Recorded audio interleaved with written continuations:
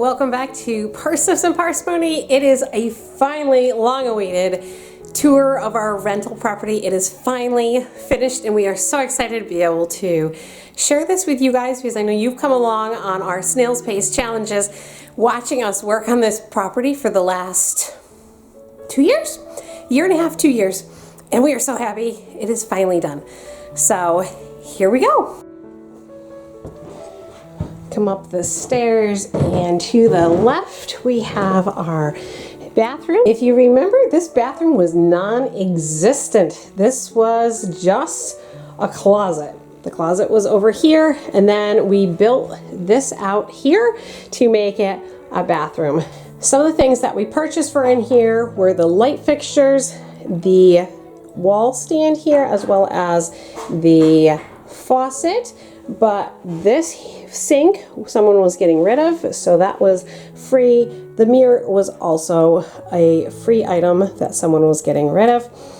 Over here we put in some toiletries and towels and things like that for our guests. These baskets we found at Marshall's. Charity and I did, because finding the correct depth and not mess with the light switches and the size was nigh impossible. So Marshall's had these and they will work perfect for what we want.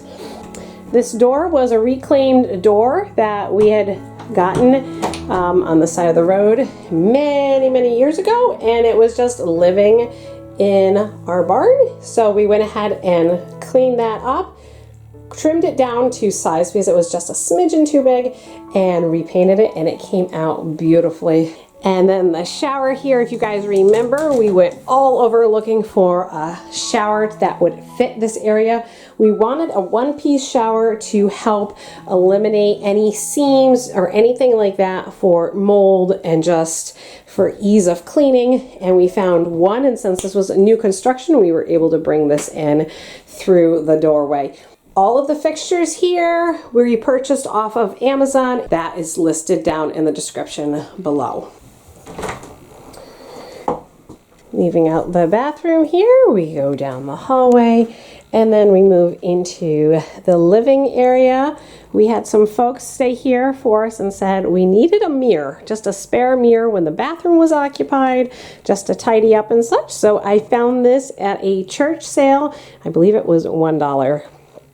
And then the carpet in here we found at a local salvage store. It was covered in animal and pet fur. We gave it a good cleaning and that was $20. The pictures on the wall were purchased at a thrift store. The vase picture was $10 and this frame here was $1. And we have an old picture of what this place looked like back in the early 1900s. I absolutely love this love seat, and if I could, I would put it in my bedroom. It is super comfortable. Found this on Facebook Marketplace for $35. And then someone was getting rid of that clothing unit, so that was free. All of the bedding I ended up purchasing from a local department store. I just love that bedding. I wish I could put that in my bedroom, but it would not stay clean for very long. Over here, the TV, someone on Facebook was getting rid of that for free. That was an in-law apartment's TV. Works great and fits perfectly right where it is. Someone was also getting rid of this oak dresser because it was supposed to be a DIY project and the drawers were gone. So we do need to finish up putting a piece of plywood right here, and then I will finish that off, and that will just be for the TV clickers and things like that. We have a little bit of a history of the place, and we're hoping to have a binder here so when folks stay here they can just read a little bit more of the history of our rental property since this was built in the early 1900s.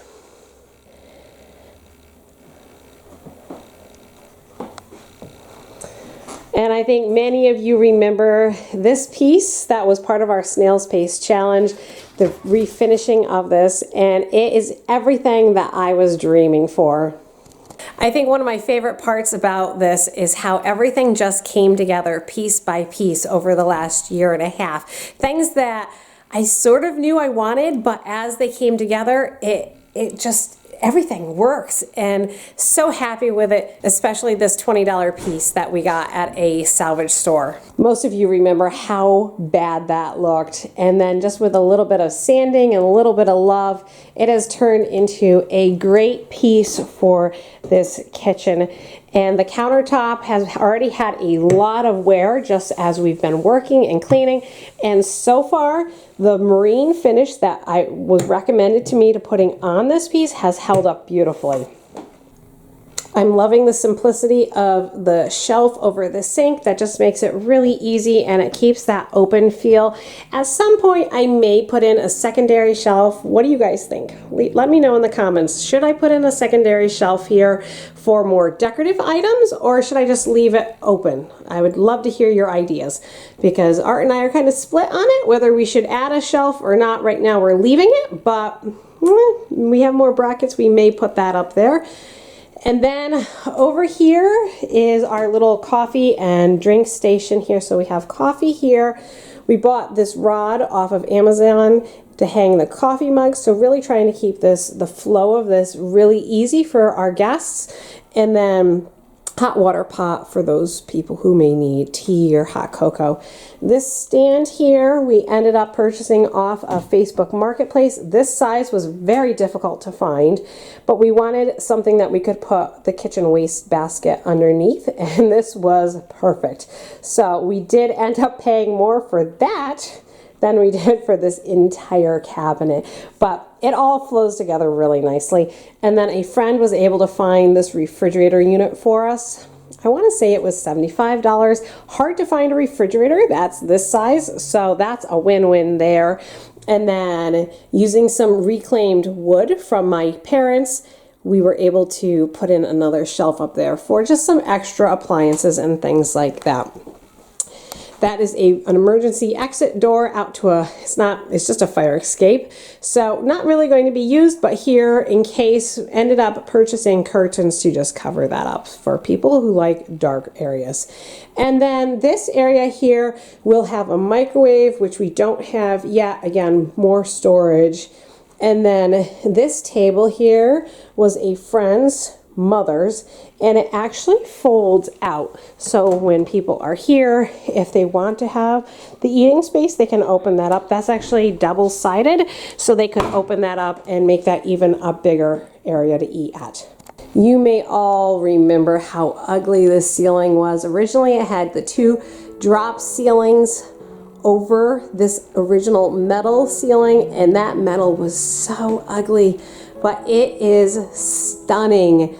Art did such a fabulous job with it all, and we are just in love with how this came out, and we're so excited when we discovered that they had not ripped out the original ceiling. So there it is, tour of our rental property.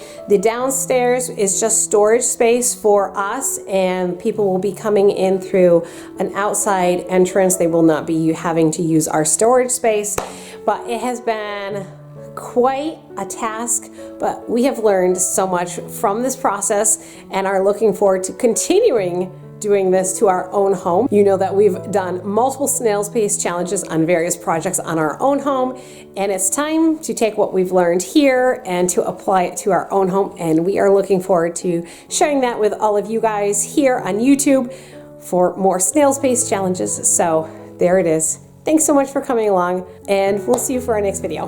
Bye.